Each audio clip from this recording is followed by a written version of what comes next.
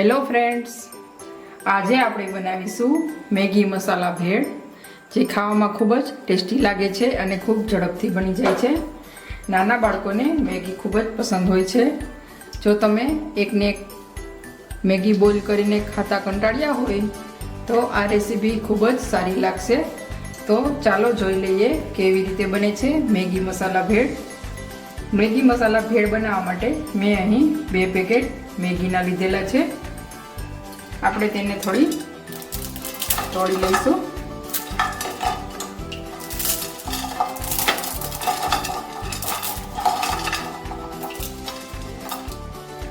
મેં અહીં મેગીને તોડી લીધેલી છે.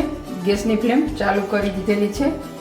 અહીં આપણે ગેસની ફ્લેમ મીડિયમ રાખીશું અને આપણે તેને 4 થી 5 મિનિટ માટે શેકી લેવાની છે.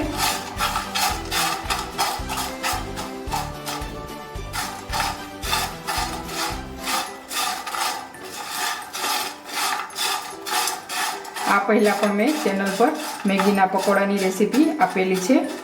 તેની લિંક હું ડિસ્ક્રિપ્શન બોક્સમાં આપી દઈશ, તેમાંથી તમે જોઈ શકો છો. આ રેસીપી ખૂબ જ ઝડપથી બની જાય છે અને એટલી ટેસ્ટી પણ લાગે છે. આપણે તેને થોડી વાર માટે શેકાવા દઈશું. આપણે 4 થી 5 મિનિટ માટે મેગીને શેકી લીધેલી છે. થોડી બ્રાઉન પણ થવા લાગી છે. આ સ્ટેજ ઉપર આપણે 1 ચમચી જેટલું તેલ એડ કરીશું.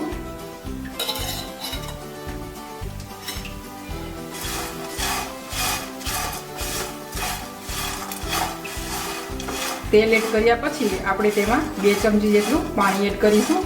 આપણે આ મેગીમાં વધારે પડતું પાણી એડ નથી કરવાનું. જો વધારે પાણી એડ કરશું તો મેગી સોગી બની જશે.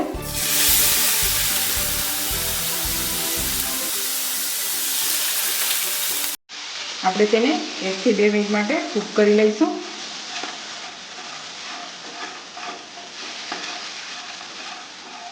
આપણી આ મેગી એકદમ સરસ બ્રાઉન થવા આવી છે. આપણે તેમાં 1 પેકેટ મેગી મસાલો એડ કરીશું. સ્વાદ પ્રમાણે થોડું મીઠું પણ એડ કરીશું.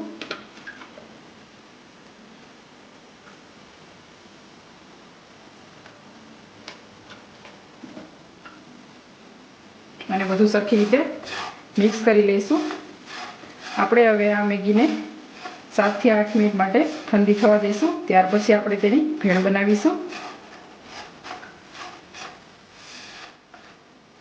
અહીં આપણી મેગી બનીને તૈયાર થઈ ગઈ છે. આપણે હવે તેને એસેમ્બલ કરીશું. મેં અહીં એક નાની સાઈઝની ડુંગળી કટ કરેલી છે, એક મોટી સાઈઝનું બટેટું બાફેલું લીધેલું છે, ધાણા, લીંબુનો રસ, ટમેટું અને લીલું મરચું લીધેલું છે. આપણે હવે મેગી મસાલા ભેળને એસેમ્બલ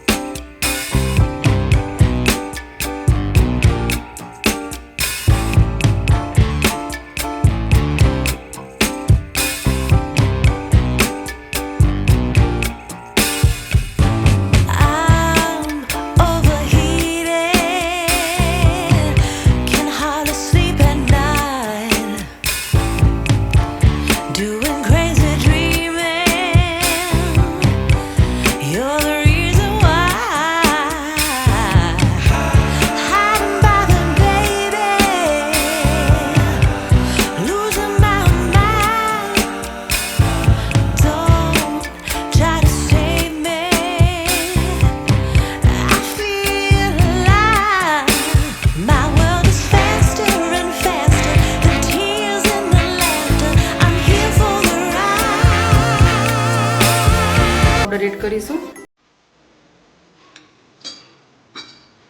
અહીં આપણે 1 ચમચી જેટલો ટોમેટો કેચઅપ એડ કરીશું.